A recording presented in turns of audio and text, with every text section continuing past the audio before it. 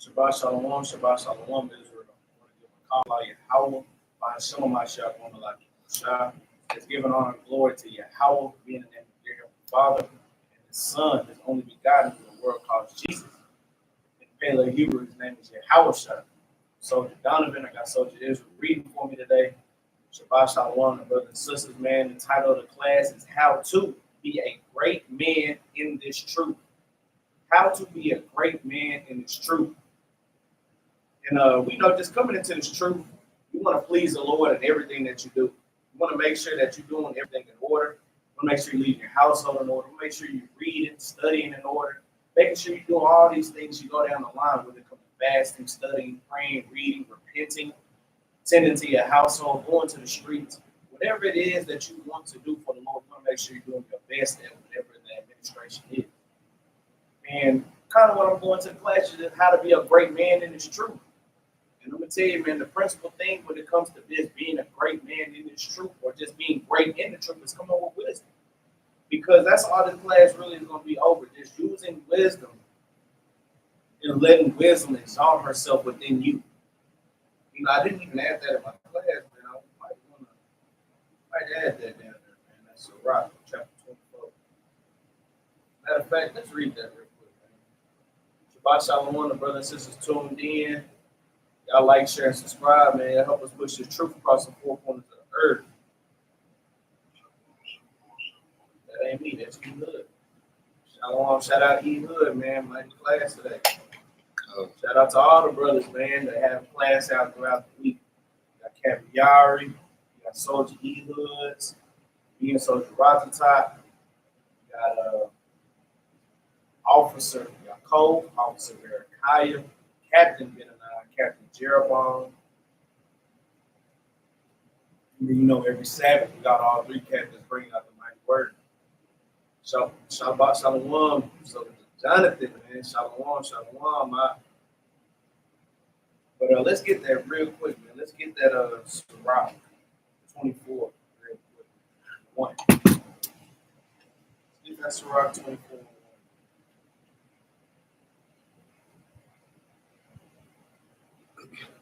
The book of excuse me. The book of Sirach, chapter 24, verse 1. Bring it out. Wisdom shall praise herself. Read on. It shall glory in the midst of her people. So this is what all comes down to. Wisdom is going to be, so like wisdom is going to praise herself, man. You don't have to give honor and glory to wisdom because wisdom is going to show forth in you. You're going to see the wisdom on a certain brother or sister when you see the way that they move, the way that they change, the way that they act. All these things trickle down from wisdom. That's why I said wisdom is going to show herself. She's going to show based off of your fruits, right? Read verse 2. Verse number 2. In the congregation of the Most High Read. shall she open her mouth. Guess what? Now we know wisdom is doing it. Brothers are getting understanding in the Bible, in the scriptures. Not only in the Bible, but guess what? How to treat worldly friends, worldly family, worldly things that's just in the world, whether it be lust, concupiscence, evil contentions. All these things come with worldly deities. But with wisdom, you know how to combat these things, right? But read on. In triumph before his power. And guess what? Wisdom is mighty as hell through the power of the Lord. And if you read on down, it gives you a more deeper breakdown of what wisdom is and what all it's been doing since the beginning of time, right? But let's go to Psalm chapter 112. Psalm chapter 112, verse 1. Y'all brothers and sisters, y'all let us know if you can hear me and Soldier Ezra good, man.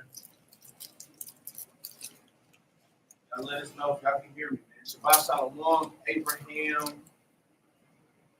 You can barely hear me, or you can barely hear Soldier Ezra. Let me know. Shabbat Shalom, Moses the messenger. Like I said, Abraham since the Genesis, and you too, Lamar Big Man. Y'all let me know.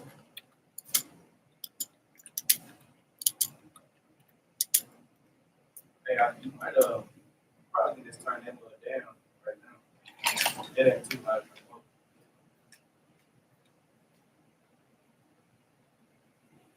Knock. I got you. Perfect. That's good. How about now, Brother Lamar? You can hear me better? Brothers and sisters, y'all can hear me a little bit better. I would have had my mics today, man. I didn't charge them up all the way. I got them charging right now, so probably in the midst of class, I'll switch to them. But if y'all can hear me now, man, y'all just give me a one, or y'all just give me something in the chat.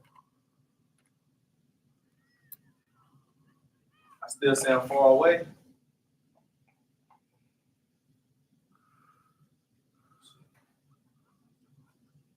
I think I sound testing. Oh yeah, that is probably you, Lamar, because that sounds pretty good. But we're gonna go to Psalms chapter 112. We're gonna start at verse 1. The book of Psalms, chapter 112 and verse 1. Bring it out. Praise ye the Lord. Blessed is the man that feareth the Lord, Read. that delighteth greatly in his commandments. So the Lord said, blessed is that man that delighted greatly in his commandments. The brother that's doing the work, got his hand to the plow, doing the thing pleasing to the Most High God in his sight, right? He said, blessed is that man. But not only that man, is going to give you what else, right? Read. Verse 2. His seed shall be mighty upon earth. Read on. The generation of the upright shall be blessed. So not only him, but now his children, his seed, the things that come after him, his successors. These are be the next things that's great to the Lord. Think about King David. We're going to touch on King David and King Solomon today. Think about it. King David was mighty for the Lord, and it went straight through his seed line, through Solomon. King David was so mighty that the Lord wanted the bloodline to come through King David's loins, man. When you read Hebrews 7 and 14, 2 Samuel 7 and 12, when you read these various scriptures and topics showing you that the branch and that stem and that root out of Jesse, man, was going to be Yahweh shot, man. But if you praising the Lord and you delight greatly in his commandments, you blessed, man. Not only is it going to be your children, right? But read on. Verse 3. Verse 3. Wealth and riches shall be his house. So guess what? Wealth and riches. Now, we know this can be on a physical aspect, but more importantly, it's on a spiritual aspect, going into wisdom. Think about it. Your house is going to be full of wisdom, knowledge, and understanding of this Bible. You're not going to have your children talking back to you in a disrespectful manner. You're not going to have the wife kind of bickering at you, telling you what you need to do as a man. Because all these things are going to be in order. Wife is going to be in order, tending to the children. The children are going to be in order, listening to the mother and the father. And guess what? Now the father's in order, guiding his whole household in order. And all these things stem from wisdom and keeping the commandments, man. All these things stem from these things, right? But read on. Wealth and riches shall be his house. Read. His righteousness endureth forever. That's right. Jump down to verse 6. Verse number 6. Surely he shall not be moved forever. Read. The righteous shall be in everlasting remembrance. Read on. He shall not be afraid of evil tidings. So guess what? Even those evil tidings, people that come to you or to come to the prophets, be like, hey, I want y'all to die when y'all come back. Like we have brothers that literally ask us, what Sabbath do you brothers want to get killed on? What Sabbath do y'all want to get persecuted on? You won't have these things, but guess what? A person who has his house in order, it isn't even talking about this man. It's not even so much his house is in order. It's about this man keeping the commandments. He said he's not going to be afraid of evil tidings. He's not going to shy away. He's not kind of going to get into a little ball and kind of panic and sit there and kind of cradle himself to sleep, man. No, he's going to keep the commandments. He stand firm in the Lord and know the Lord will deliver him from his trials and tribulations, right? Read on. Verse number 8. Verse number 7. He shall not be afraid of evil tidings. His heart is fixed, trusting in the Lord. What you said, Lamar? You said there's only one Sabbath. I don't know if you were saying that something on my end or if I said something wrong. Let me know. But it said his heart is established. It's like his heart is fixed. Guess what? His mind is fully set on the Most High God and keeping his laws, statutes, commandments to the best of his ability, and that's all it is, right? Read. His heart is established. He shall not be afraid. Read. Until he see his desire upon his enemy. And I'm talking about that. That's plain as hell, man. we're going to sit there and just go. He said his heart is established. He shall not be afraid until he see his desire upon his enemy. What's the things that we desire upon our enemies? Guess what? The damnation of them, man. The fall of their kingdom. Guess what? The fall of their economic system, their political systems.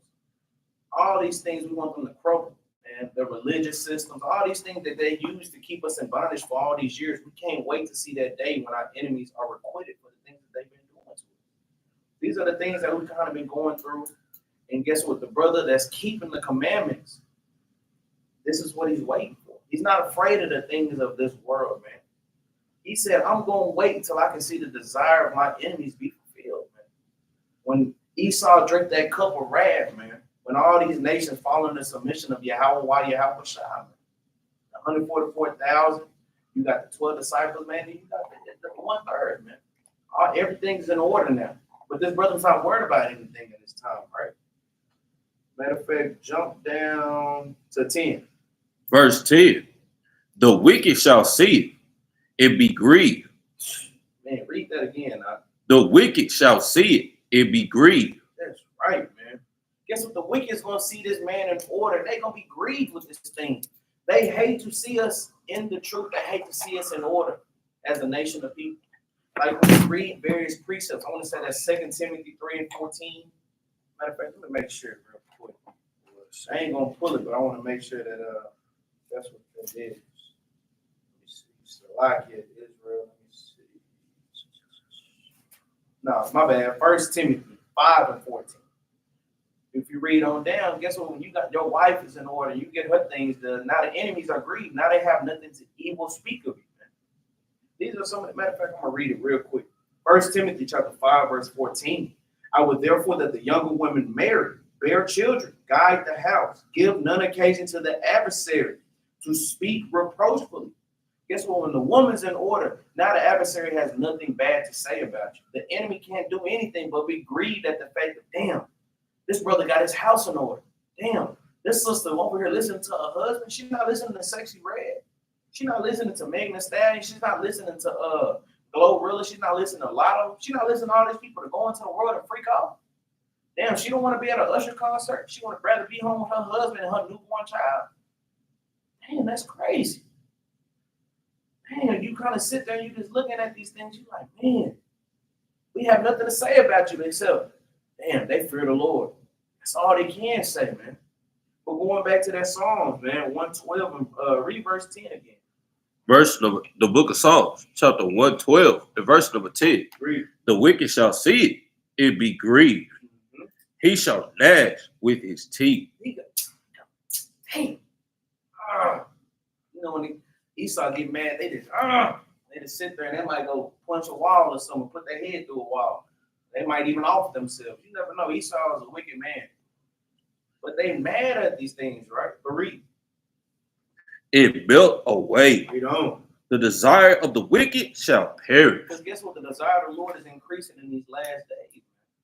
That's where the desire of the wicked is slowly falling and perishing away off that old man. But in order to do these things, you have to keep wisdom within your household, right? Let's go to 1 Kings, chapter 2, verse 1. Some of these are some basic precepts, man, but it's a lot of things that hold a lot of weight. That sometimes I feel like us brothers, us knowing the precepts, us knowing the milk, we forget sometimes to apply them ourselves, man. And that's kind of what we're going to kind of be reading through today. 1 Kings, chapter 2, verse 1. The book of 1 Kings, chapter 2, and verse number 1. Bring it out. Now the day of David drew nigh that he should die. Read. And he charged Solomon his son, saying, I go the way of all the earth. Be thou strong, therefore, and shew thyself a man. Guess what? This was King David, man. Telling Solomon, keep the charge, man. He said, I go the way of all the earth. Be thou strong, therefore, and show thyself a man. He telling him, hey, you have a big responsibility, man.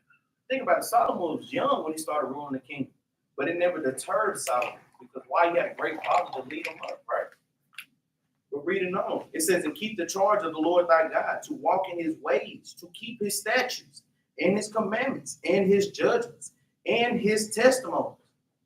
King David didn't tell him anything of what I think you should do. Because our fathers used to tell us stuff that they think was right, stuff they got passed down, man, through generation to generation. Oh, this is what you should be doing.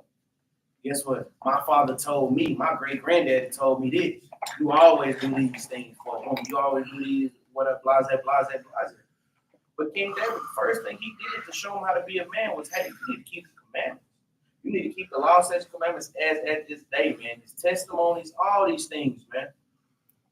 This is the charge that King David gave to his son, right? It says, as it is written in the law of Moses, that thou mayest prosper in all that thou doest, and whatsoever thou turn thyself, man. Turnest thyself. This is the golden key that King David gave to Solomon. He gave him the key to the city. King David literally gave his son the key to the city, gave him the kingdom, and then gave him the right thing in order to establish this whole movement, right? Read verse 4. Huh? Verse number 4. That the Lord may continue in his word, which he spake concerning me, saying, if thy children take heed. If thy who? If thy children take heed. And guess what? A son or a daughter is not going to take heed if the father is not in order. Now, if the father's in order and the children's still not taking heed, well, guess what, man? You know some judgment's coming upon that child.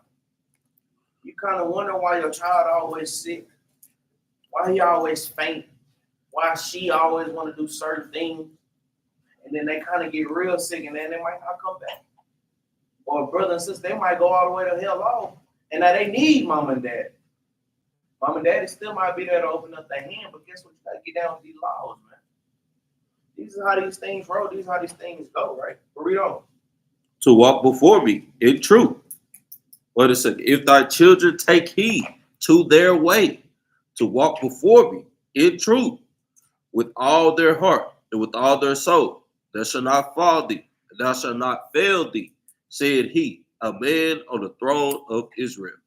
Man, I'm talking about, it says, if you continue these things, and your children take heed to walk before him in truth with all their heart and with all their soul, there shall not fail thee, said he, a man on the throne of Israel. The Lord made it plain. He said, as long as y'all keep walking in this type of thing, nothing is going to happen to this throne. Y'all going to keep ruling forever. It's not going to be a stop. It's not going to be a pause. It's going to be a continuing effect of Israel ruling. Now, when we know, we jump to even 1 Kings chapter 12, we see that brothers start to do their own thing, start to go their own way, and then now you see where we is at to this day, man. But this is the charge that David gave to Solomon. It was a mighty charge. And Solomon kept that same exact charge that his father gave him, which was the Lord's charge, which was what? Applying the wisdom. But let's go to 1 Maccabees real quick. 1 Maccabees chapter 2. Chapter 2, verse.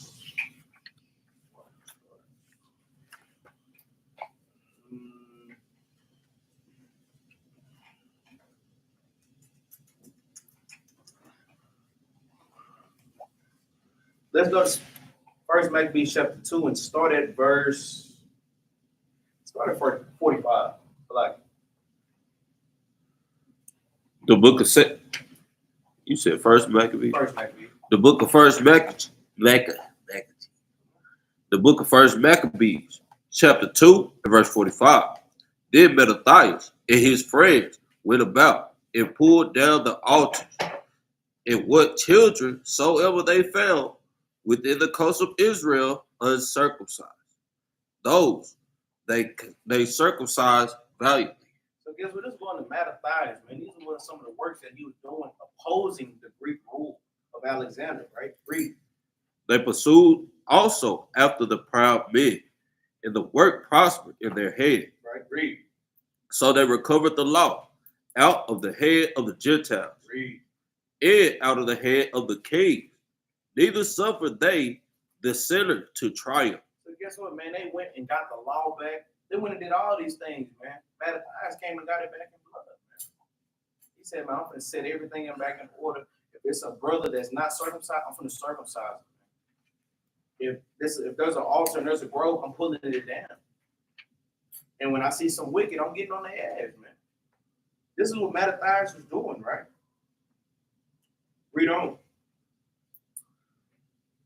49. Verse 49. Now when the time drew near that Benaniyah should die, He said unto his sons, now had pride and rebuke gotten strength in the time of destruction, in the wrath of indignation. Read. Now therefore, my sons, be ye zealous for the law. Read. And give yourselves, give your lives for the covenant of your father.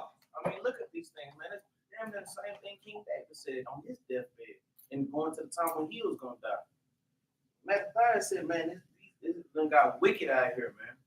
Pride is at all time high, the rebuke. In the time of destruction, the wrath of indignation, and guess what? It's nine, it's drawn, it's here. He said, but this is what I need my sons to do in this time. He said, be zealous of the law, man, and give your lives for the covenant of your fathers, man. And then, matter of fact, you can read verse 51. Then we're just going to jump down. Verse number 51.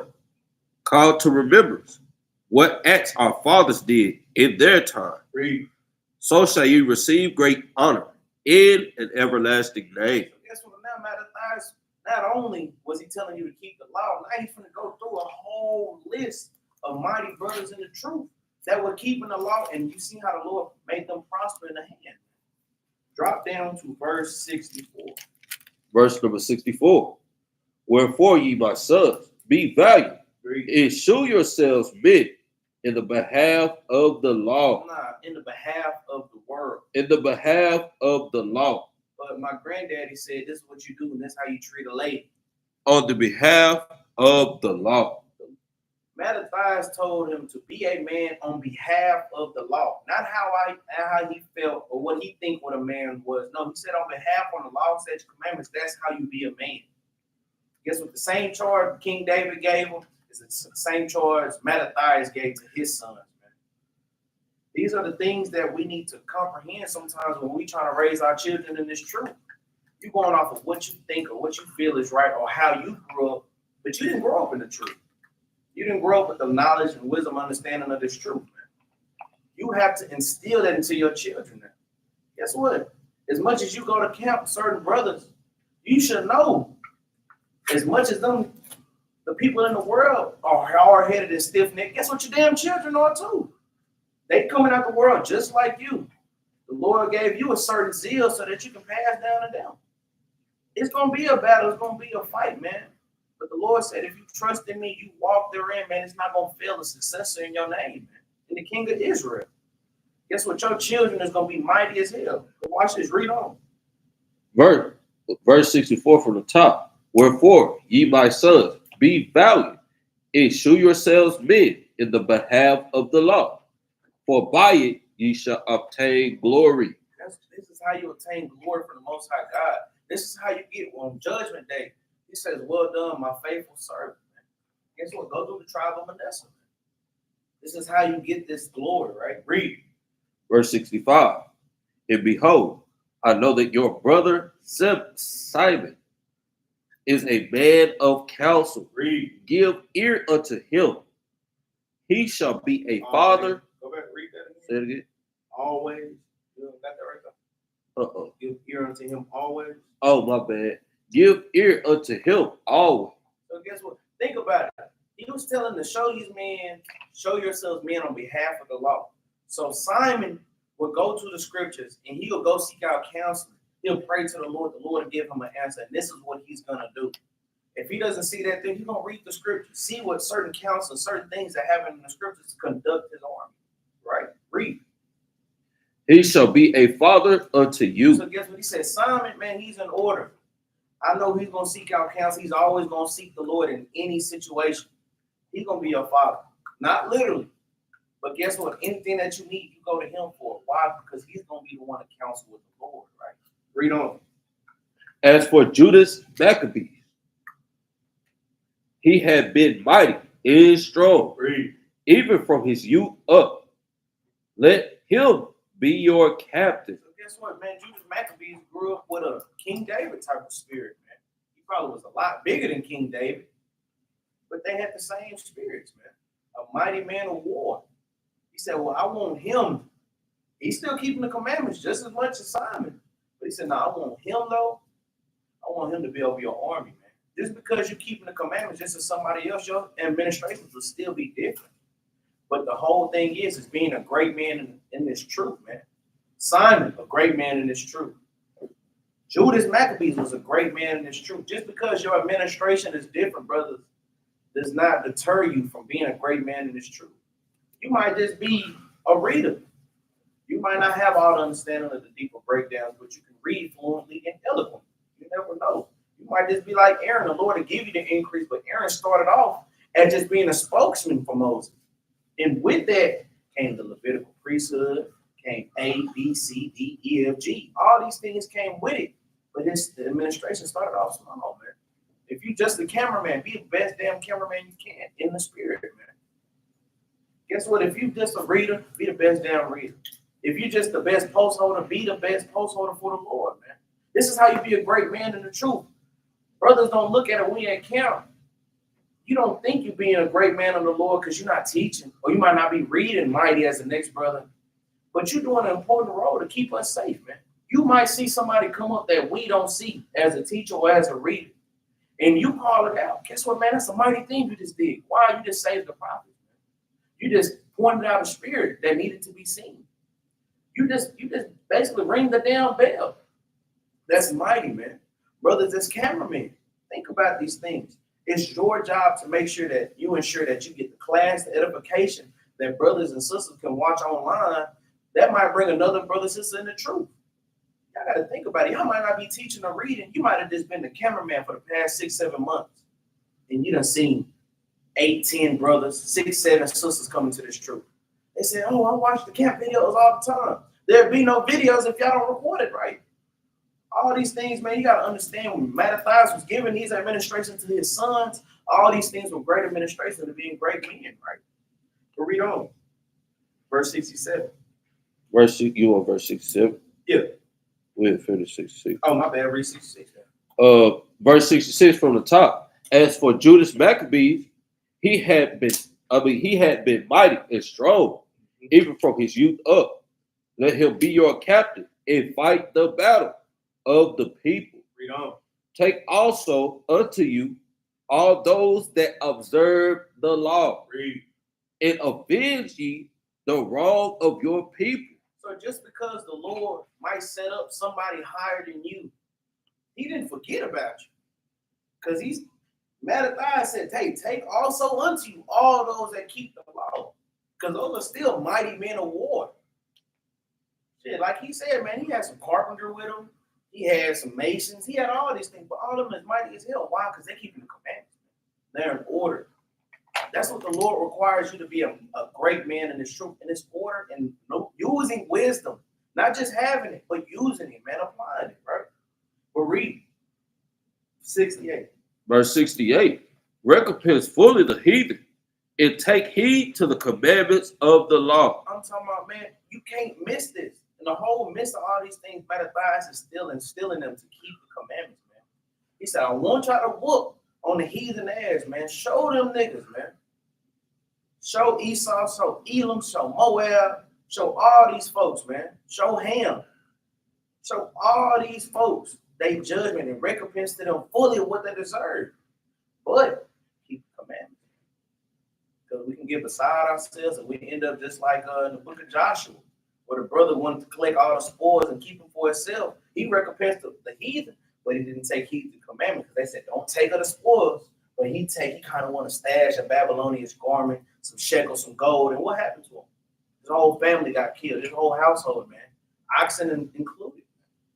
The Lord is about order with being a man in his truth, man. And if you lack order, you lack respect to the Most High God, man. And that's just plain as day. Verse 69. Verse 69. So he blessed them and was gathered to his father. So after all these things, man, he blessed him and then he died, man. But these are mighty things that he's doing, man. Once you receive the wisdom, because Mattathias received wisdom. And what did he do as a man? He passed it down, man. Once we receive the wisdom of the Most High God, it's our job as men to pass it down. It starts from us. If you read 1 Corinthians 11:3, it tells you the head of every man is Christ. The head of Christ is Yahweh. And guess what? The head of the woman is the man. The head of the children is the wife, the husband. Christ and Yahweh, man. It starts with us to pass down that wisdom and understanding. And if we out of order, don't expect your family to be in order. That's plain as day. If you out of order and you out of the spirit, whether brothers can accept it or not, it is what it is, man. Because it said no man came to a strong man's house unless he captured a strong man and bind him. Now he got the whole household. Once Satan got you, you can do whatever the hell he wants with your family. Man. It's up to the men to get in order and to be a great man in this truth for the Lord to lead us, man. Let's go to Wisdom of Solomon. Wisdom of Solomon, we're going to go to, let's see, go to chapter 3. Let's see where we started. Let's start at verse 9. The book of Wisdom of Solomon, chapter 3, and verse number 9. They that put their trust in him shall understand the truth. Man, read that again. They that put their trust in him shall understand the truth. And that's just what it boils down to. Trusting in the Most High God that he's going to make a way. If you trust in the Lord, he's going to make you understand this truth. He's going to make you understand the harsh truth, the severe truth, and the good truth about these things. Man. The Lord is here to make you understand the truth. Like we know John 8 and 32. The truth going to set you free.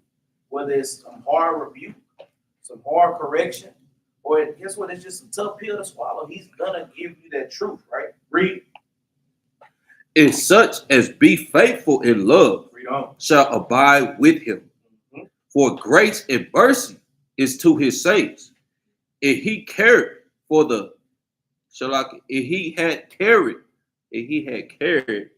for his elect. So guess what, man? All these precepts is all we know. Precepts should be flying. Just to break it down, of course, the saints, the elect. You know, brother, sister, man, I can throw them in the chat, man, for edification, man, to any new brother or sister. But look at this thing, man. He's going to abide with him. It says, for grace and mercy is to his saints, and he has care for his elect. These are the only people that the Lord is nourishing in these last days. His saints and his elect, man. These are the only people he's dealing with, right? But read on. Verse number 10.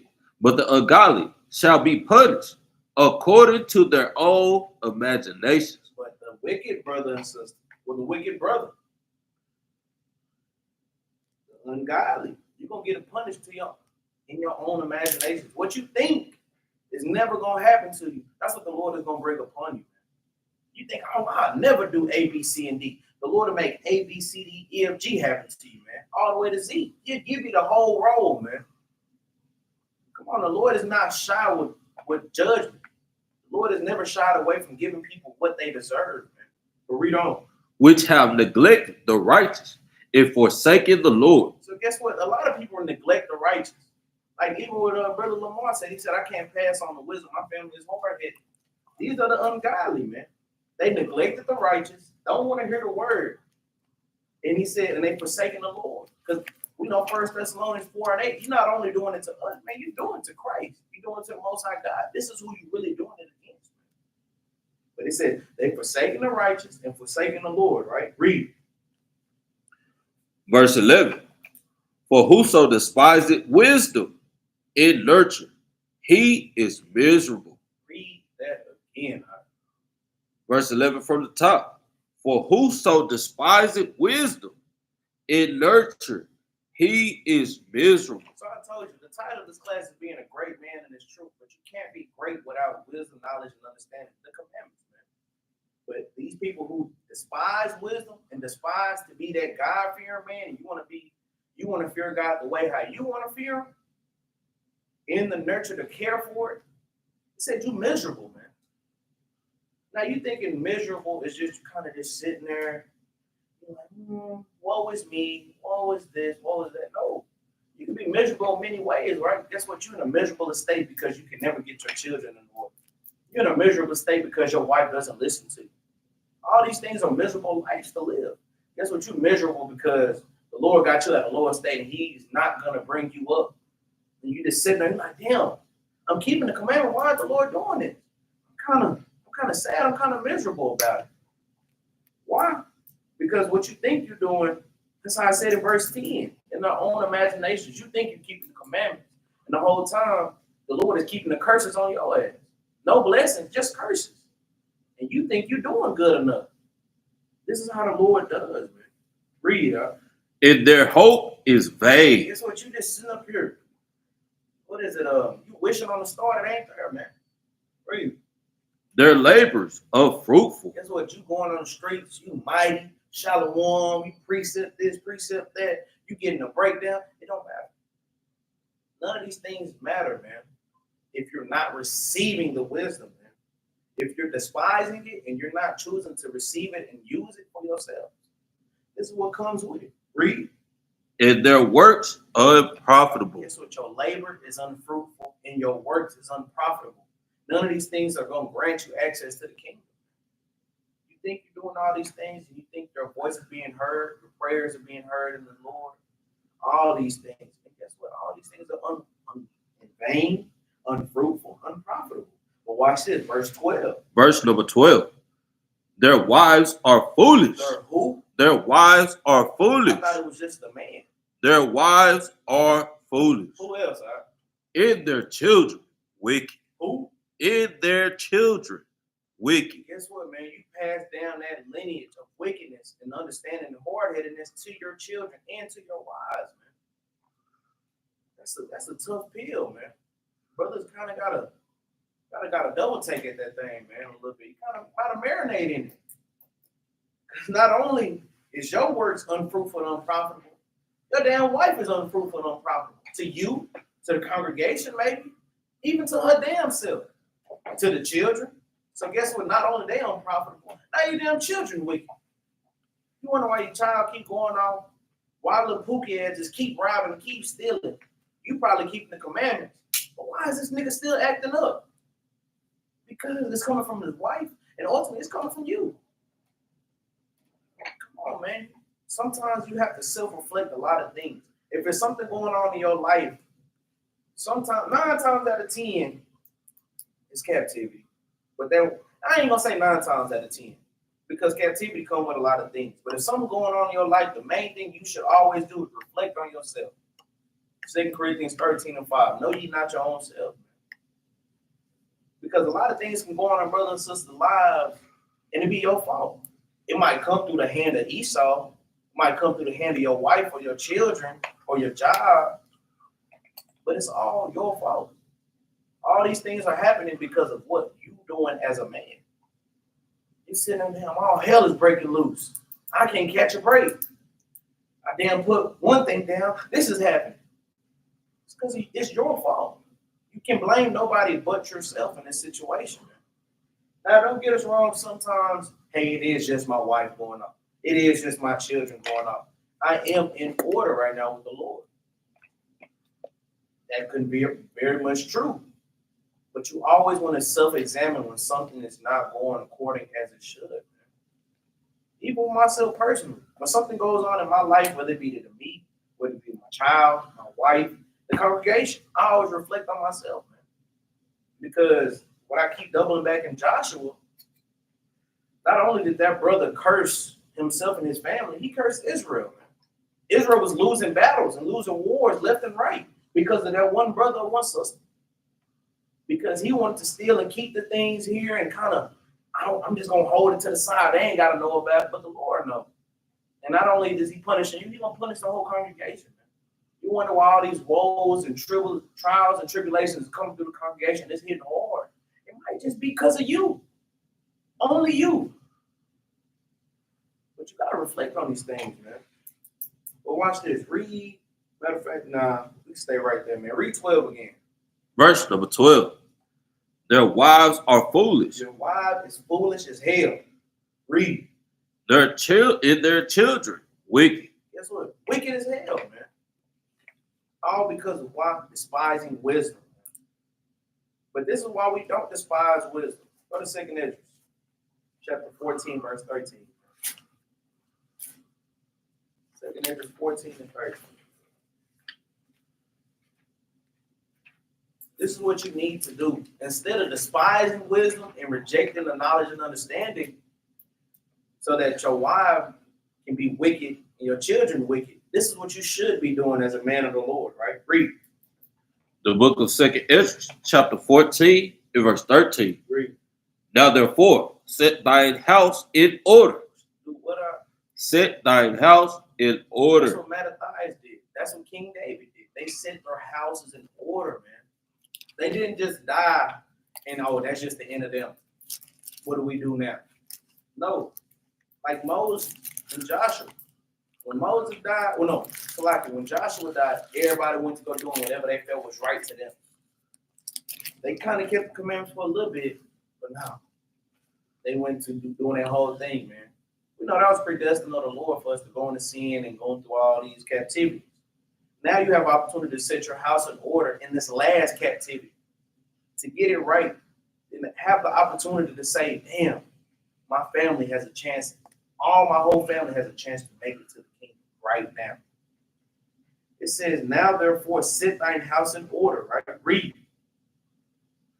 It reprove thy people. Guess what? Correct your family. Correct the people around you.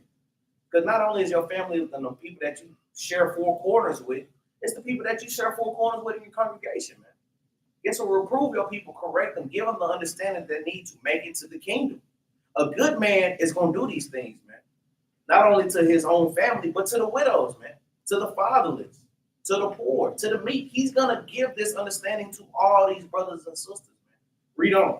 Comfort such of them as be in trouble. I mean, that's plain. Read. And now renounce corruption. And this is what you have to do as a man. You have to renounce corruption. Knock off that old man. Guess what? Be a better you. You should wake up every day and be like, man, I got another opportunity to keep the commandments and be better than yesterday. I'm not going to let that sin outweigh me. And I'm not going to let it take me down today, right? But watch this, verse 15. So like verse 14.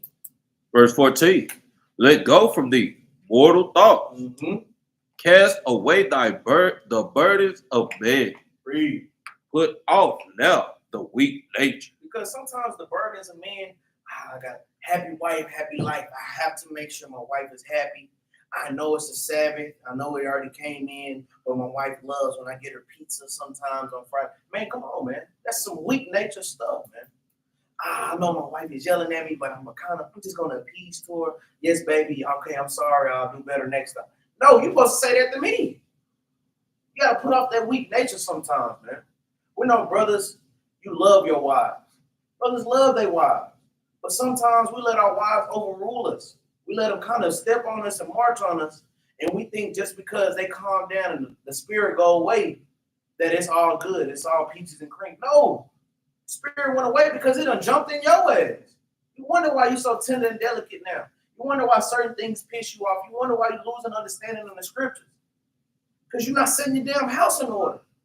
You wonder why these things are happening to you right now. As an Israelite, in the truth, coming to class, Monday through Sunday, gathering on the Sabbath and all these things, you wonder why you're still in a losing state, man. Because your house is not in order. You haven't renounced that corruption. You didn't let go of the mortal thoughts. That old man. You still stuck on Big Booty Judy from the 8th grade. You still remember all your high school glory days. You still living in these things, man. It says you didn't let go of mortal thoughts or cast away the burdens of men. That's what men do. We do men things. That's the weak nature that the Lord wants us to put off because we being men of this world.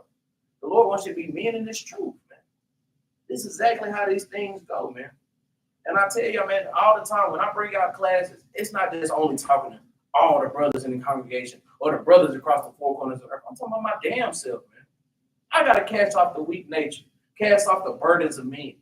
Because if I don't do that, I'm not a great man in this truth. And I'm not able and amped to teach somebody to be great if I'm not going to do it my damn self, man. That's just what it is. But watch this. Read verse 15. Verse 15. It set aside the thoughts that are both heavy unto thee. Put that away, man. Put it to the side, right? Read. It hates thee to flee from these times. Because we got to get away from these things, man. Officer Barakai favorite precept, Romans 13 and 11, man. We got to know the times, man. It's short, man. This is now our salvation is nearer than we believe, man. You really ain't pulled that in a minute. I'm thinking about it. I can't even say it on top of my head no more. He ain't pulled it in a while, man. Shouts out to Barakai, man. It said, knowing the time that now it is high time to awake out of sleep. Man, you got to get away from these times, man. Your face. You have the opportunity to see what prophets could not see. And you got to hurry up to get away from these things before you get caught in the storm. Let's go to Sirach. No, we kind of in the Apocrypha a lot, man. I've been in it for the past couple weeks, man. Been in it. But I'm getting back to reading that front to back. Back in Ezekiel, man, I'm trying to work, man. Praise to the Most High, man. He gave me a pretty better week this week, man. We're reading and studying. Lord willing, keep giving that increase, not only to me, but all the brothers and sisters, so we can get the hell out of here, man. But let's go to Sirach chapter 33 in verse 17.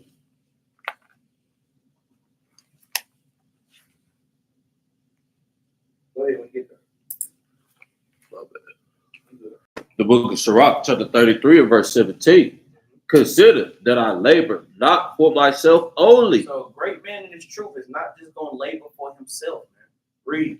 But for all them that seek learning. And we know 2 Thessalonians 3:10, if you don't work, you don't eat. And what's that other one? 1 Timothy chapter 6 or chapter 4. If you don't provide for your house, you be as an infidel, man. Was it 6 and 18? Something like that. If you don't provide for your household, you as an infidel, somebody who don't believe. So as a man, you can't even only work for yourself. Now, if you don't have a family, okay, cool. You don't have a wife, you don't have children. Okay, you're working for yourself, but you're really not even working for yourself. You work for all those that seek learning too, man. You got to make sure you study to show yourself approved, not only for yourself, but the brother and sister that might have a question on the street, or a brother that's in the congregation that might need some help, man.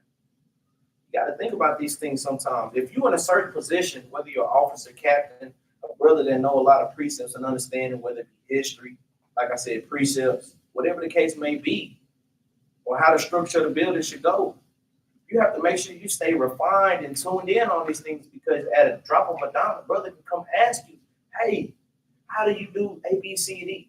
The water, Abraham, 1 Timothy 5 and 8. I knew it was right there, 5, 6. I know it was somewhere right there. The water, man, the water.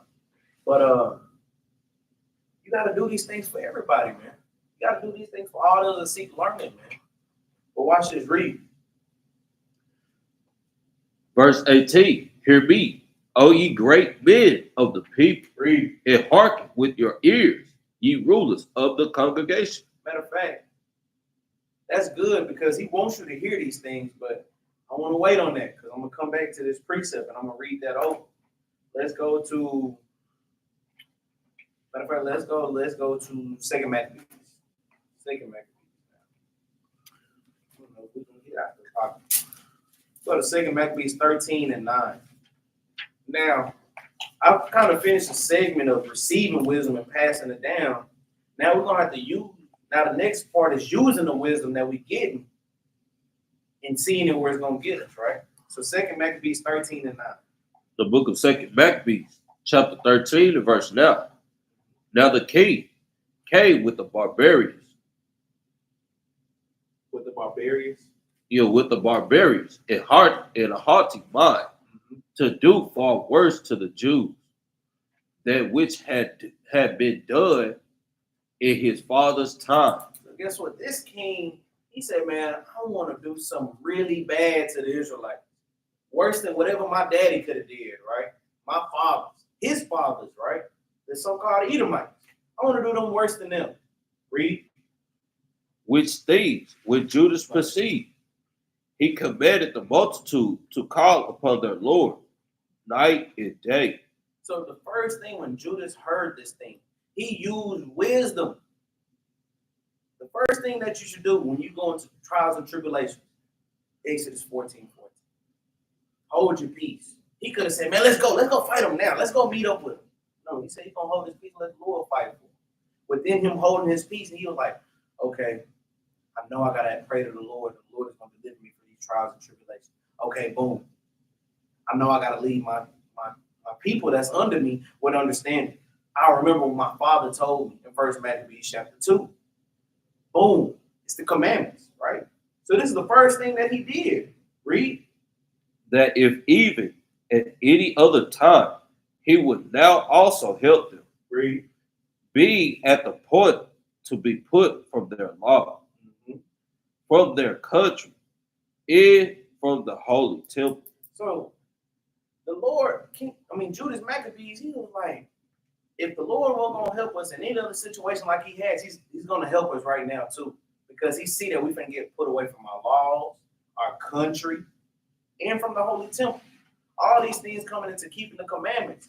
We know that the Lord is going to be here to fight for us if we pray for him and we earnestly mean it, right? Read on now. And that he would not suffer the people that had even now been but a little refreshed to be in subjection to the blasphemous nation.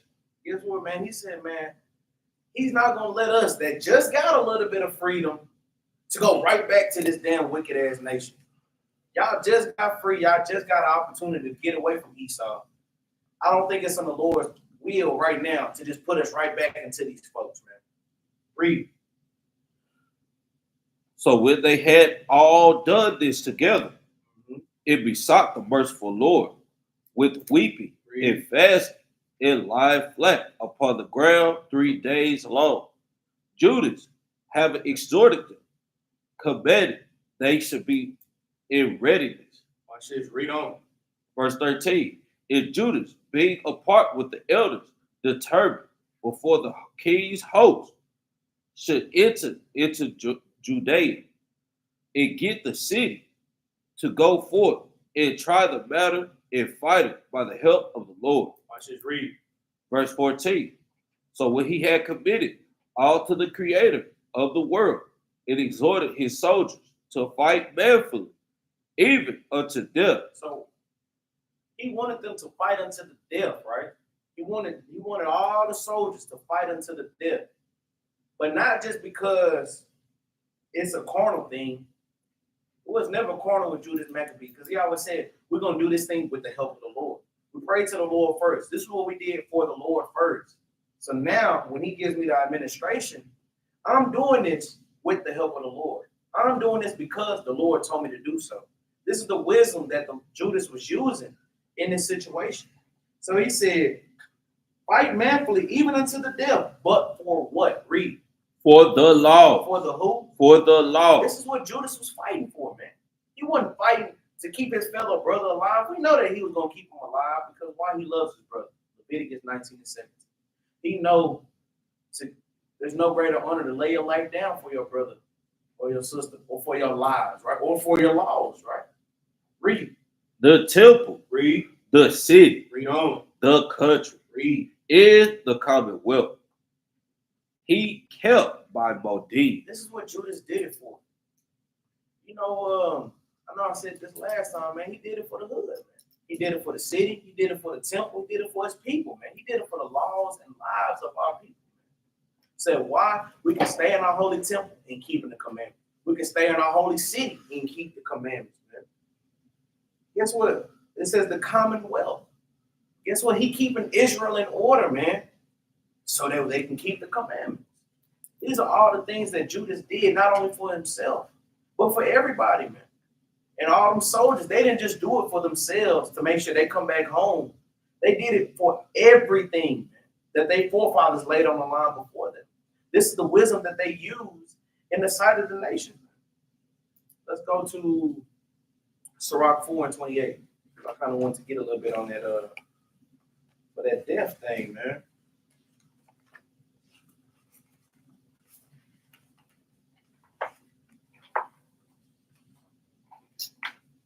Sirach 4:28. The book of Sirach, chapter 4 and verse 28. Bring it up. Strive for the truth unto death. Read that again. Strive for the truth unto death.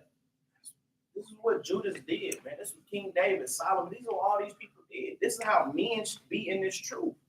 Striving for the truth unto death, man. Read. Strive for the truth unto death, and the Lord shall fight for thee. This is exactly what we need to be doing, man. I said Exodus 14:14, holding your peace. Just because you holding your peace don't mean you couldn't still be striving for the truth. Just because you hold your peace, you should go harder for the Lord unto death and let him fight your battles, man. Let him win your wars, those spiritual wars, those physical wars. Let him do all these things, man. Why? Because that's what the Lord is going to do. But why would the Lord do that? Because that's what he said he was going to do. The Lord is not a man that he's going to lie, neither the son of man that he should repent. If he said he's going to do that, best believe he's going to stand on his word. But it's up to you as a great man in this truth. And Lord will let the Lord do that for you, man. Let's go to 1 Kings, chapter 3. Finally out of the apartment.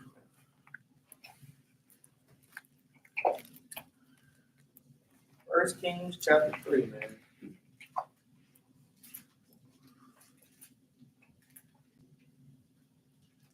Matter of fact, read 1 Kings. Now, I'm going to read 1 Kings real quick. Chapter 2, verse 12. I just seen it while I was flipping over. Okay. Go ahead, just real quick. The book of 1 Kings, chapter 2 and verse 12.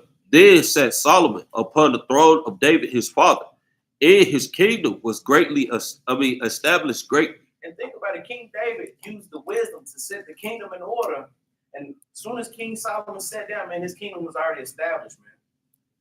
Brothers in this truth that have children, you want to make sure that you establish something for your children. That way, when you die, you have a successor and everything's in order. They don't have to scramble to try to get back in order. Damn, what time did dad leave to go to Sabbath class? Damn, what precepts did dad pull out? No, you already know all this stuff, man. You know what's going on. You know what to do. You know what to wear. You know how to act. You know how to serve the Lord, most importantly. This is how you establish the kingdom greatly. Because we know if you read a little bit back, Slovakia, bike. I was trying to say bike. I almost said it, but if you go back a little bit, you see where King David gave the charge, man.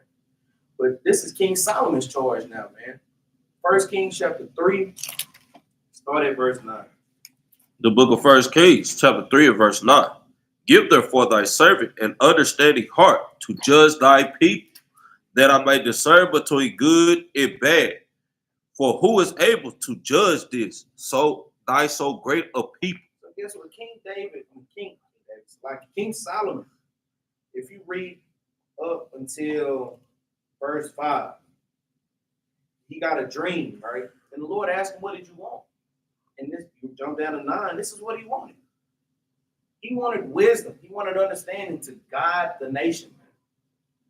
Brothers and sisters, brothers, great men in this truth. Whether you're a captain, guess what? If you're a captain, you should be asking for wisdom all the time to guide the nation. If you're an officer, you should ask for wisdom to guide the nation. If you're just a soldier, you should ask for wisdom to guide the nation. Because not only the captain trying to guide us, the congregation in order, they got to guide their own families in order. They got to handle many affairs in order. They have to do all these things in order. Thus said the Lord. And you're going to get that with wisdom. Now, you as a soldier, you still helping guide the nation because we are a lost sheep right now. Your wisdom could be the wisdom to bring in 3 or 4 brothers and sisters. Your wisdom could bring the next soldier in this truth, the next officer, the next deacon. You never know what spirit the Lord will put on that person you bring into the truth, man. You never know these things. Your household, this is what you should be praying for, to discern between good and bad. Sometimes our discernment is off. You might be sitting there like, yeah, that brother got spirit on him. All the time, nigga, you don't want the spirit on him. You discern between good and bad. You need to look at your damn self sometimes, man. Whether you be in a spirit or not. Whether you in a good spirit or whether you're in a bad spirit. Saul was mad at David. Saul should be mad at his damn self. Why are you mad at something you brought him up to do? You mad at him because you sent him to war. You sent him to do all these things. You needed a harp player. David was there. You needed an armor bearer. David was there. You needed somebody to kill Goliath. David was there. You needed somebody to rule the army. David was there. Don't get mad when he's doing good success in these things, man. Why? Because your discernment wasn't good enough. Lord, put a veil over your face, man. So sometimes, brothers and sisters, y'all asking for that wisdom, knowledge, and understanding to discern good and bad. The first discernment spirit you should discern is your damn own spirit. That's 2 Corinthians 13 and 5. I'm going to keep saying it because as a great man in this truth, you have to be able to discern your own spirit, man. Know what's going on in your life and making sure that it doesn't reflect that the way that you talk to another brother or sister, man. This is exactly what you need to do as a man in this truth, right? Read. Verse 10. And the speech pleased the Lord, that Solomon had asked for this thing. Read on. And God said unto him, because thou hast asked this thing, and has not asked for thyself long life, neither has asked riches for thyself, nor has asked the life of thine enemy, but has asked for thyself understanding to discern judgment. I'm talking about, man, this is mighty as hell, man. He didn't ask to kill all the Edomites, kill the whole just kill all the heathen, Lord. Just do that. He didn't ask that. He didn't ask for a long life. I want to live 900 years. He didn't ask that. He didn't ask for riches. He didn't ask for anything of himself, man. He just wanted to have the understanding to discern and judgment. Read. Behold, I have done according to thy word. Lo, I have given thee a wise and an understanding heart. Read. So that there was none like thee before thee, neither after thee shall any arise like unto thee. I'm talking about that. That's mighty as hell, man. Think about it. You praying to the Lord for wisdom, knowledge, and understanding. He be like, okay, since you asked for that, not only I'm gonna give you all this understanding, but I'm gonna make you wiser than everybody in your whole congregation. I'm gonna make you wiser than all the captains and all the deacons and all the bishops and all these people in the truth, just because of you coming to me a meek and humble spirit. You never know what the Lord is capable of doing, man. You don't know. But brothers and sisters should always throw this prayer up so that you can guide things in order, man. Read. And I have also given thee that which thou hast not asked, both riches and honor, Read. so that there shall be none, there shall not be any among the kings like unto thee all thy days. Well, watch this. Verse 14. Verse 14. And if thou wilt walk in my ways, Read. to keep my statutes, Read. in my commandments, Read. as thy father David did walk, then I will lengthen thy days. So he still gave him stipulations on top of that. You can ask something from the Lord, and then once he give it to you, he still needs you to do that. I just gave you wisdom, but I still need you to keep my commandments, keep my statute, and walk the same way that your father walked, in a perfect spirit. I'm talking about that's crazy, man. The Lord will give you something, and then you forget. Oh, damn, the commandments. The Lord gave you a new car, and now you all riding around on the Sabbath. That makes sense. You over here buying, selling, you at the club. Oh, damn, I forgot I got my friends on. Let me go back home. Come on, man. Make it make sense, man. The Lord gave you a new job. The first thing you do is splurge on yourself and not give it back to the Lord. I'm talking about, man, sometimes the Lord will do these things just to see where your head at. Sometimes brothers can't discern between good and bad, and you get lost in the sauce, right? Brother James. Hey, Saul, Saul, hey, he was the first king of Israel. That's right. And hey, as soon as he started doing things his way, he started going out. Most High God took his spirit about him. That's right. Oh, matter of fact, damn, I didn't mean to do that. No. I went to stay in First Kings before I went to grab this other precept. I couldn't see it. You go to First Kings, stay in First Kings, just flip over a page, go to 4 in 29. The book of First Kings, chapter 4, and verse number 29. And God gave Solomon wisdom. He gave him what? And God gave Solomon wisdom. Read. And understanding, exceeding much. Go ahead. In largeness of heart, even as the sand that is on the seashore. That's a lot of damn wisdom. That's a lot of understanding. Lord said, we as the sand of the sea. He said, well, I gave him understanding of the sand of the sea. That's a lot of damn wisdom, man. Read. Verse 30. And Solomon's wisdom excelled the wisdom of all the children of the east country, and all the wisdom of Egypt. That's what his wisdom compares all these things, man. So for a brother to still be a damn Kemet, you don't even have all the understanding. Solomon had more understanding than them damn Egyptians. He had more understanding than all the people on the east, so them East Indians, people who got what they say they got the oldest Bible. What's them people? The Ethiopian Bible. Solomon had more understanding than all these folks, man. So why would the Lord give? I just heard a brother ask that. I heard a brother break that down. He said, why would the Lord give some damn Ethiopians the first and biggest understanding of the Bible, the most original Bible? It doesn't make sense, man. I'll praise the Most High through the Spirit. I really forgot that was in there. He gave them all understanding more than the East countries. So if anything, Solomon had all the standing to rewrite the Bible and give the proper sense, man. He had more than them weak ass Egyptians too, man. I'm talking about this is crazy, man.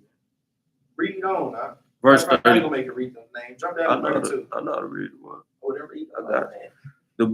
The book of 1 Kings, chapter 4, verse 31.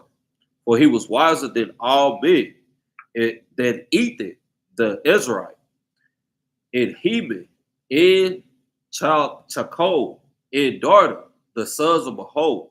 And his fame was in all nations round about. Read on. And he spake 3,000 proverbs, and his songs were 1,005. That's a lot of proverbs and a lot of songs, man. Some things ain't even can fit in this damn Bible. Now, the Ethiopian Bible got all these damn songs and proverbs and all the acts of Christ because they said if they was written in this book, it couldn't be contained. Then I might consider that it might be the actual Bible. But if it doesn't have all these things, it don't have Solomon's 3,000 proverbs and 1,005 of his songs and all of Christ's acts. It ain't it, man. It ain't it, man. But read on. Verse 33. And he spake of trees, from the cedar that is in Lebanon, even unto the hyssop that springeth out of the wall. He spake also of beasts, and of fowl, and of creeping things, and of fishes. Yeah, because if you think about it, if you read Wisdom of Solomon, I want to say that's chapter 5, 6, or chapter 8. Matter of fact, I don't want to tell you. I ain't gonna read it, but read Wisdom of Solomon, chapter 7, 7 and 17 on down. What Solomon had the knowledge of all these things, man. Of the skies, the planets, the elements, all these things. Once you read on down, right? So this is why King Solomon was speaking about all these things, man. He told him, "Yeah, man, this is flamingo." They're looking at what the F is a flamingo? So you ain't never seen one? Nigga, you ain't never seen one. Well, watch, I'm finna go get one. Came back with one there, was astonished at these things, man. But watch this, jump down, read 34, man. Verse number 34. And there came of all people to hear the wisdom of Solomon from all kings of the earth, which had heard from his wisdom. Which had heard of his wisdom. And think about it, man. This wisdom he received of the Lord just to discern and judge his people. But look what the things that had within all nations. All the nations wanted to come to hear the wisdom of Solomon. Think about when we on the streets. It'd be a lot of other nations coming to hear the wisdom of the prophets. There's men on these streets. Esau loved cleaving on the damn streets, man. Ham, we had that ugly ass East Indian laying on the floor crying. Y'all remember that about a year ago? The ugly ass dude. He just sitting there crying. Yeah, the little durka dude. He just sitting there crying, man. The other nations love to cleave to our wisdom. Why? Because they know this is the only true wisdom, man. This is the wisdom of the times, man. The stability of the times, man. I just remember that precept, Isaiah 33 and 6, man. This is the stability of the times. They know this is the one and true wisdom. We have the one and true God, and we are the best and only great men in this truth, man. It is what it is, right? Let's go to James, chapter 3 and verse 13.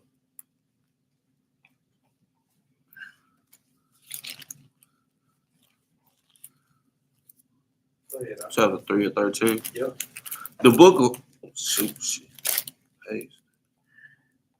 of St. James, chapter 3 and verse 13.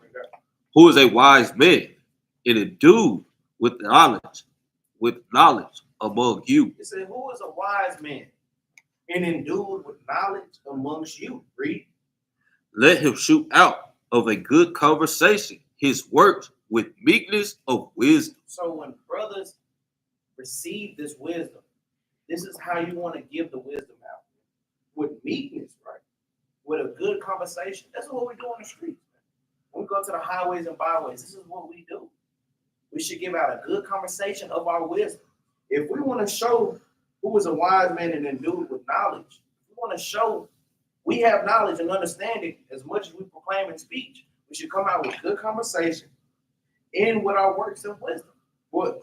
It's like a good conversation. His words with meekness of wisdom. This is how we come out. But when we get certain scoffers, of course, we rile up with them. We cut them down with the precepts, and then we build them back up, right? I want to get a name real quick. So like, we're gonna go to we're gonna move to this next topic, man. The last topic, man.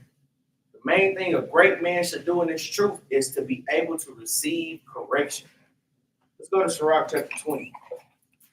Start at verse 1. Back in the Apocrypha, man. Back in the Apocrypha. The book of Sirach, chapter 20, in verse 1. Read that. There is a reproof that is not comely. Read. Again, some man holding his tongue, and he is counted, and he is wise.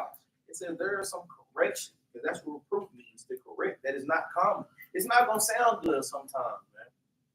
Like brothers have instances where you have an elder or you have somebody tell you, hey, plainly, just, hey, shut the F up. Be quiet. That don't sound good because as a man, as a worldly man, you're not going to say that to me. But as the scriptures say, hey, I might just need to shut up. I might just need to be quiet right now. Because what did it say? It says, yes, some man holding his tongue and he is wise. As a man in this truth, you got to learn when to shut up. Learn when to be quiet. It ain't your fight all the time, man.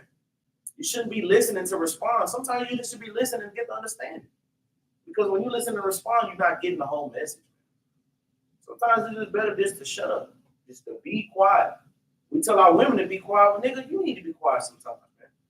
Because it's a lot of things that you say that go against Christ every day, and he ain't jumping at your throat. Sometimes your wife do it because shit, you do it, man. It's just plain. Or you doing it against your God, and you wondering why you getting certain correction, or why they going so hard on you, because it is, man. But read on. Verse 2. It is much better to reprove than to be angry secretly. It's better to correct a brother and sister than to just be mad, man. I ain't gonna tell them though. I ain't gonna tell them about this stuff, man. I ain't gonna tell them. I'm gonna keep letting them do it. No, that's off, man. If you see a brother going off, if you see a sister going off, it's your job to point it out. Just because you mad at what they doing, why they doing that? You see that this nigga dumb, they stupid. Well, go tell them that. Go tell them, hey, you going off, man, you tripping. Because it's gonna tell you why it's a good thing to point it out to a certain brother or sister if they're going off, man. Read on.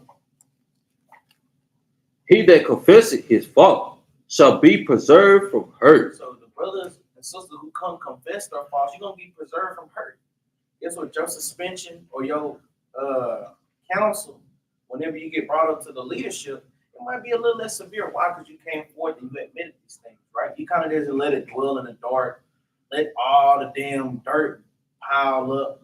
So it's like a damn Tonka truck. When you turn it over, it's like, damn, well, where all this come from?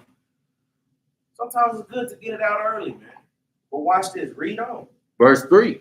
How good is it when thou art reproved to shew repentance? Sometimes it's needful to a brother or sister or a brother, or guess what, a sister to rebuke you and to correct you so that you can show repentance. Okay, I'm going off because it is. Okay, well, now I know where to repent at. Because the goal of the matter is to make sure your sins don't outweigh your good and righteous works for the Lord at the end of the day. And if you can knock off a sin because a brother came or a sister came to you and they reproved you, all praise to the Most High. I needed it so I can show repentance to my Lord, so I can be preserved from hurt, man. What is there to be mad about that? Like Capt and I love to say, I didn't do it. You did. What you mad at me for? I'm here to correct you. Why? So that you can show repentance. I'm here to show you your wrong through the scriptures. Thus said the Lord, so that you can properly repent and come back to your God. This is how it goes. Because even with that verse too, you know, you have to have some discernment on that. Like you said, it is much better to reprove than to be angry secretly. Because you know, even with us, sometimes we see brothers go out. Hey, we still gonna go and reprove them. But hey, if they continue to do it after you reprove them, then that's when you tightest 3 and 10. That boy, hey, after first and second time, hey, Jack, that bitch, go ahead. Man, that's true, man. I forgot to say that too. I had it in my head, but hey, the Lord made it come out anyway. Because hey, sometimes you're gonna have wicked Negroes and wicked sisters who done got the reproof, got the counseling, and still going back to their own dung. So guess what? Let them eat it. Let them go back into their own vomit. Let them fall back into it. Is that 2 Peter 2:21? I want to say that's 2 Peter 2:21, man. Make sure. Yeah, I gotta make sure, man. Brother and sister, if somebody tell you a precept, you should always want to go and make sure and clarify that thing, man. Yeah, 2 Peter 2:21. You like Craig, I told you. I told you. You tell me nothing, right? But read on, verse 3 from the top. Verse 3 from the top. How good is it when thou art reproved to shew repentance? Mm-hmm. For so shalt thou escape willful sin. And this is how you get out of willfully sinning against your God, man. This is how you still get the grace from Yahweh, his death. This is how you get that grace. This is how you escape willful sin. Because if don't nobody correct you and you still doing it, it's still willful sin. Guess what? But the blood is going to be on both of y'all hands. Ezekiel 3. It's on your hands because you didn't tell him, but it's still on you because you still gotta get your own sins weighed out too. Romans 2 say, hey, as many have sinned without the law gonna perish without the law, man. That's just thus said the Lord, man. But as a man, you have to be able to receive correction, give correction, and do these things in order, right? Don't be tender about it neither. Don't be tender and delicate. Don't be like Nabal, because he could have easily corrected himself. Easily came back, but like, you know what, my bad. I know who King David is. I know I'm in his land. My bad. But no, his pride was hurt, man. Oh, the king said, did it? Nigga, who is King David? Come on, man. All right, somebody going against Christ and not repenting for these things, and then you see the state they at now. It's a lot of times, like even when I was touching on Camp 101, it's a lot of times we put our mouths on certain things and don't repent for them, and then when something go bad, you're like, well, damn. I know better next time, right? Go to Jeremiah. Give a little example of that, man. We almost out of here, too. 2 more precepts in the law. Jeremiah chapter 1 and verse 5. The book of Jeremiah, chapter 1 and verse 5. Read it. Before I formed thee in the belly, I knew thee. And before thou camest out of the womb, I sanctified thee. And I ordained thee a prophet unto the nations. So this is what the Lord told Jeremiah, right? Read. Verse 6. Then said I, Lord, behold, I cannot speak, for I am a child. So Jeremiah said, or the Lord said, Jeremiah, I called you from the beginning. While you was in your mama's stomach, I called you to be a prophet. I did this. The Lord literally told Jeremiah first, I sanctified thee and ordained thee a prophet. And the first thing Jeremiah said, oh, Lord, I can't speak. I'm just a child. You going against the Lord. He just told you, I ordained you a prophet from when you was a damn sperm. You was a damn fetus. I already ordained you a prophet and sanctified you. But you come back and be like, well, Lord, I can't do that. Come on now. But watch this. Read. But the Lord said unto me, say not, I am a child, for thou shalt go to all that I shall send thee. Read. And whatsoever I command thee, thou shalt speak. So guess what the Lord said? Hey, don't say you a child. You're going to do what I told you to do, right? But watch this. Read. Verse 8. Be not afraid of their faces, for I am with thee to deliver thee, said the Lord. Read. Verse 9. Then the Lord put forth his hand and touched my mouth. And the Lord said unto me, behold, I have put my words in thy mouth. Read. Verse 10. See, I have this day set thee over the nations and over the kingdoms, to root out and to pull down and to destroy and to throw down, to build and to plant. Now watch it. Read 11. Verse 11.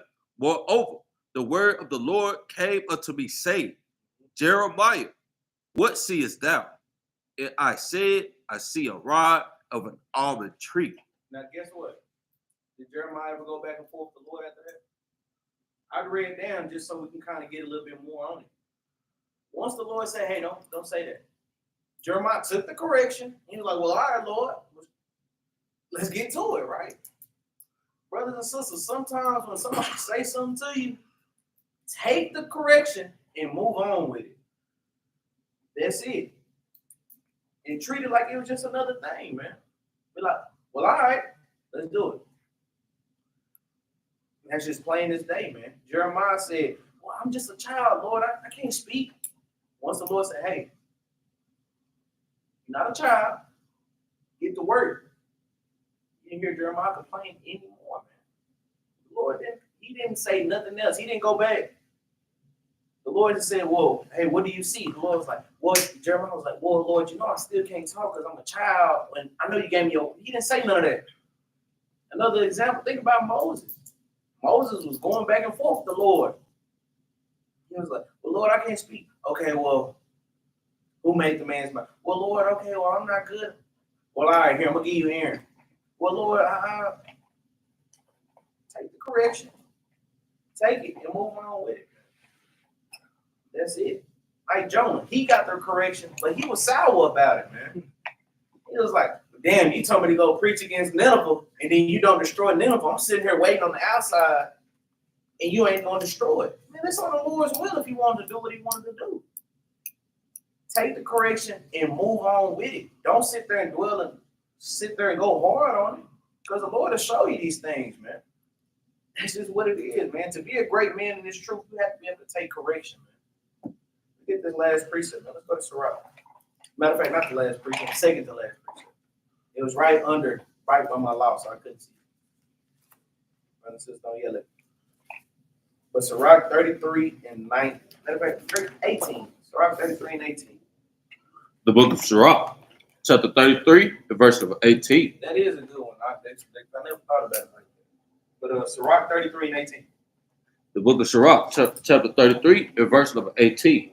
Hear me, O ye great men of the people, and hear with your ears, ye rulers of Salah. Let me start Read from the top, yeah.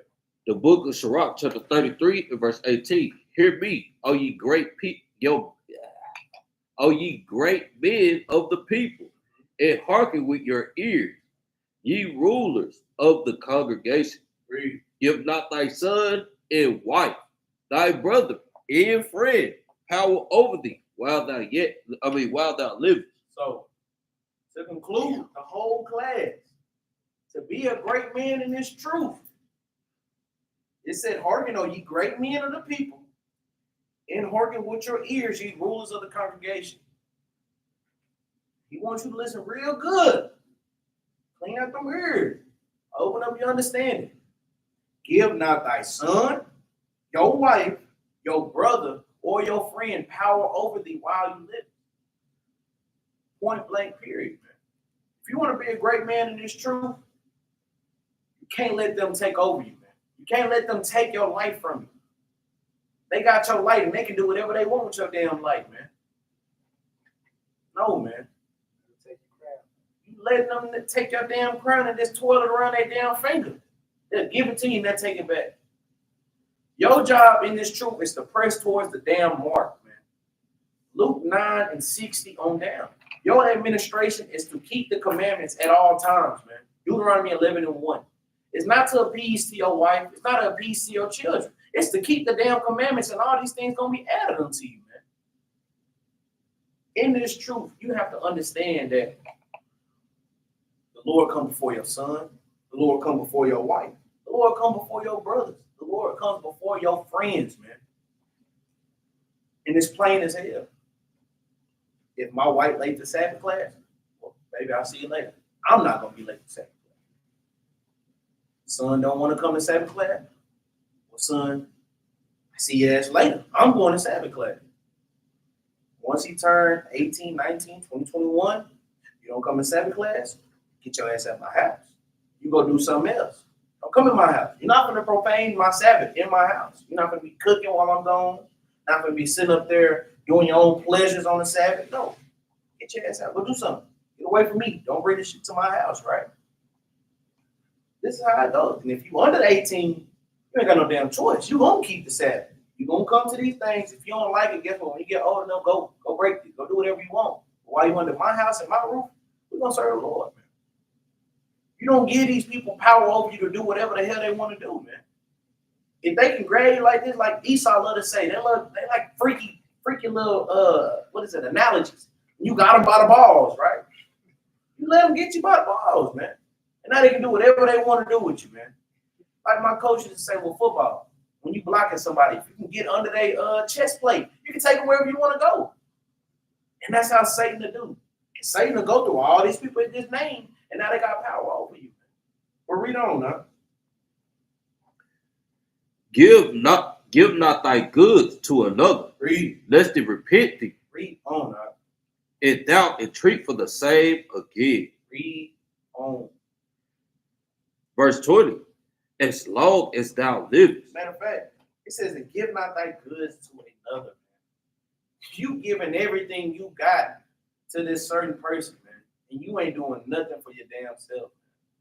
You know you're supposed to be a man and take care of your household, but your wife just wants this new purse. It's all right, I won't worry about the bill.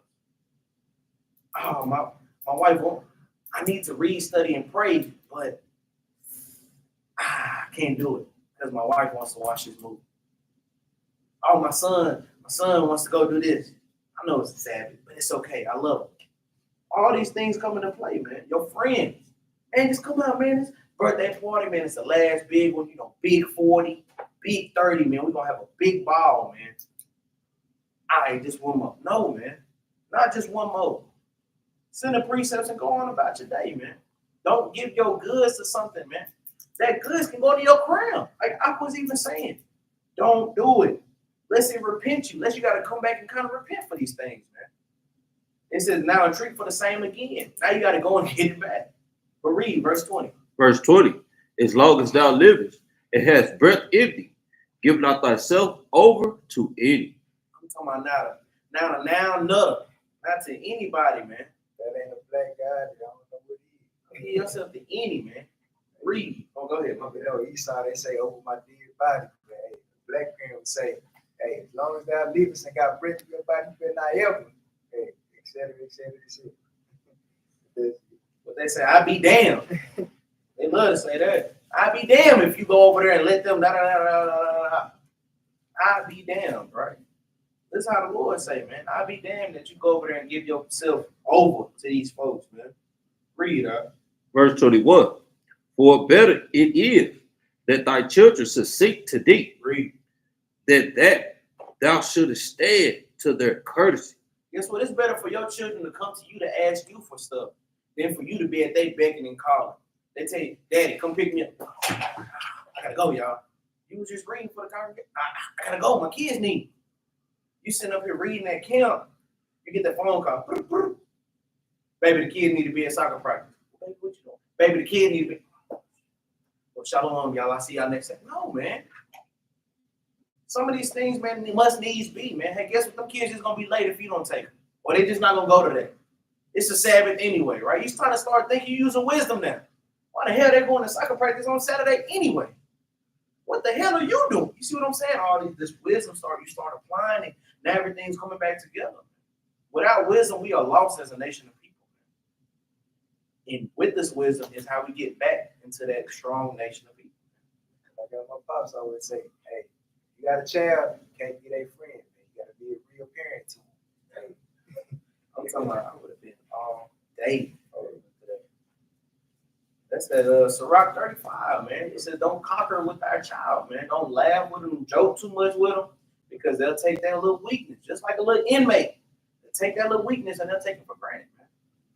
He's kind of the son kind of jabbing at you, like, and kind of punching at you. Then they get a little older, they actually is punching you. They see, oh, he kind of weak right here. He kind of, oh, okay, I'm gonna get his ass. Look, Daddy, watch this, right? Now he older, he can do whatever you want. He got a 3-piece for you now. Why? Because you sitting up there playing with them. Don't play with the children. Some things, guess what? We know you can play with your child, man. Don't be over righteous. Son, no. No, son, no. Guess what, man? Hey, go out, go toss the ball with your son. Teach him how to fight. Do whatever you want to do. But in certain situations, when correction needs to come out, don't spare the rod. And that's how you be another great man in this truth. This class would have been 3 hours long if I wouldn't did that Sirach 35. But that's necessary, right? But this last precept, man, Revelation. Y'all should know, man. Revelation chapter 1, verse 3, man.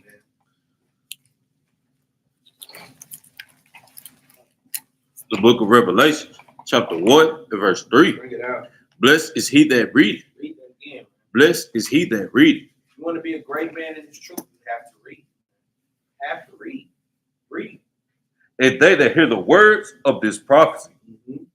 and keep those things which are written therein, Read on. for the time is at hand. So the Lord, as a man, guess what? As a woman too.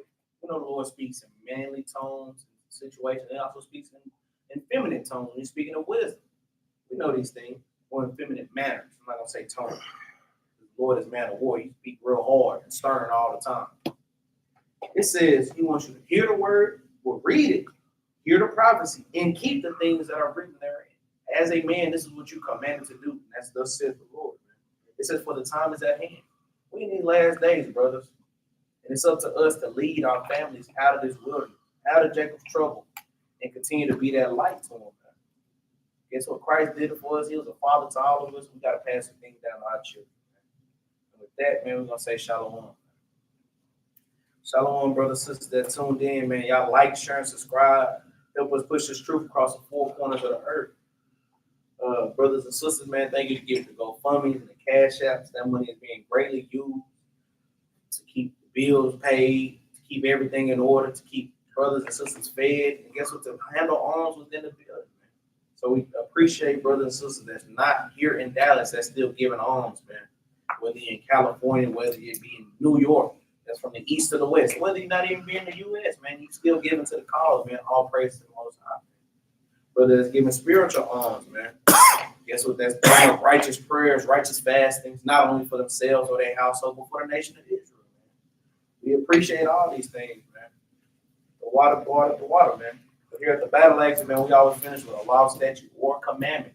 The law today is going to be none other than Deuteronomy chapter 4, verse 5.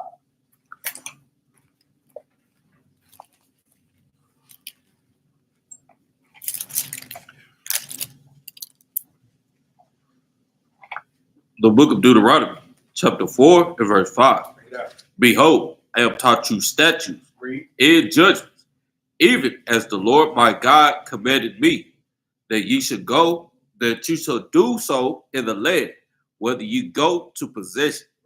Keep therefore and do them, for this is your wisdom. As a great man in this truth, we have to keep the commandments, the statutes, and the judgments of the Most High God and do them. As a man or a woman in this truth, as a child, these are things you should be doing in this truth, right? Read.